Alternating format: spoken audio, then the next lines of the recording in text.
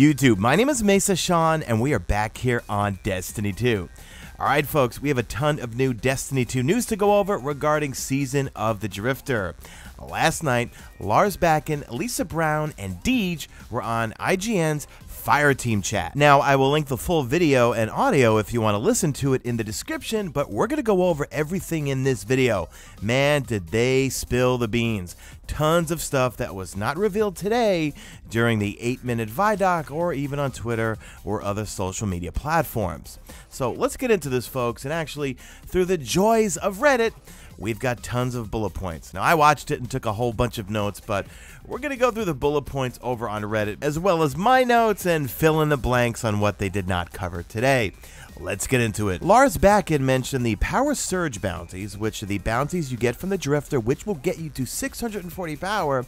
He said they will get you to 640 power within about 1 to 2 hours max. They will involve you just doing a number of easy activities like public events, crucible, strikes, things like that.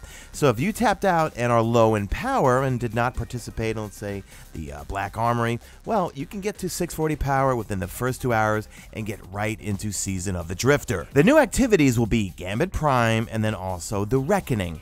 Now, they go hand in hand, and we're going to get into some details here, where you're going to want to go play some Gambit Prime, get some Synths, and then from there, you're going to take those to the Reckoning. Then once you complete some Reckoning, then you're going to go back to Gambit and vice versa. There will be some new armor sets. We have Reaper, Invader, Collector, and Sentry.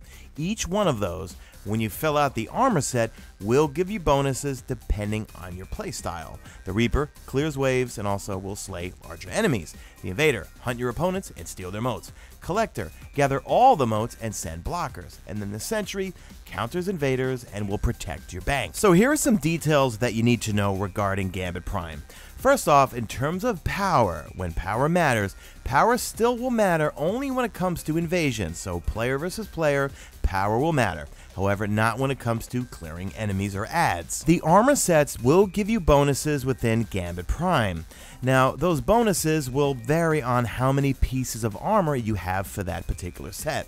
So they said that you might go into a Gambit match, and when you're in the waiting transmat zone, you'll see someone with, let's say, with the full red set, right? They're glowing red. You're like, whoa, all right, that person is going to be an Invader. They have all the bonus perks and what's called the Pinnacle perk, which I'll talk about in a second, for invading. If they have like a green, a yellow, a red, a whatever, they're going to have a mixed match set, right? So the goal really is to get the full armor sets depending on your playstyle. So here's some bullet points. A piece of armor is given 1 of 4 random rolls. Then perks are not tied to armor, but the tier of the armor. Wearing enough pieces gets you what's called the Pinnacle perk for that particular role. So you can mix and match your pieces to get the lower tier perks from different roles. If you want to be half Invader and you want to be half Reaper, it's completely up to you and your playstyle. Now, these armor sets, they pretty much said that they're going to have, well, perks and mod slots and everything, just like any other piece of armor. So for the perks to benefit you, they're only going to benefit you within Gambit Prime. So you could technically farm for this gear over and over and over until you get the set that you want with the right perks in it. So when you're in Gambit Prime, that's when you're getting those Gambit bonuses, and then when you're outside of Gambit, they will function just like regular armor. They said that when they were doing their playtests for Gambit Prime, typically the matches were lasting about 6 to 10 minutes. Now, they said those different roles that we have, the Invader, the Reaper, the Collector, the Sentry, all that sort of stuff, pretty much evolved from the community on how we played Gambit. Now, you know that you can rob motes from the bank in Gambit Prime. That's only for Gambit Prime, not for regular Gambit. If you have 2 or more blockers on your bank, you will start seeing some siphoning of motes from your bank. And they mentioned, well, that's why the Sentry is an important role. And the Sentry is going to be the armor set that deals with invaders and also blockers. Now, one of the armor sets is called the Collector.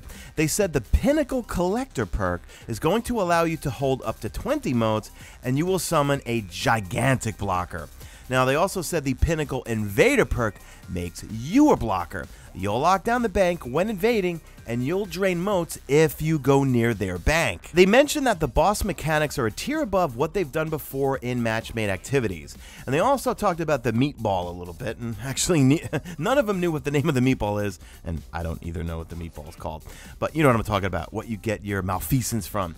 They said that will no longer be tied to the curse. That will be in rotation, and we will see that boss quite often in regular Gambit. Now here's how the Reckoning is going to work. You play Gambit Prime, and you will get synths, like in ammo synths. You will then take those synths into a bank in the Reckoning to create a mote. From there, you're going to play through tier of Reckonings to get a set at a shot at a role-specific armor piece for that specific tier. So they didn't say you're guaranteed it, it's just a shot at getting it.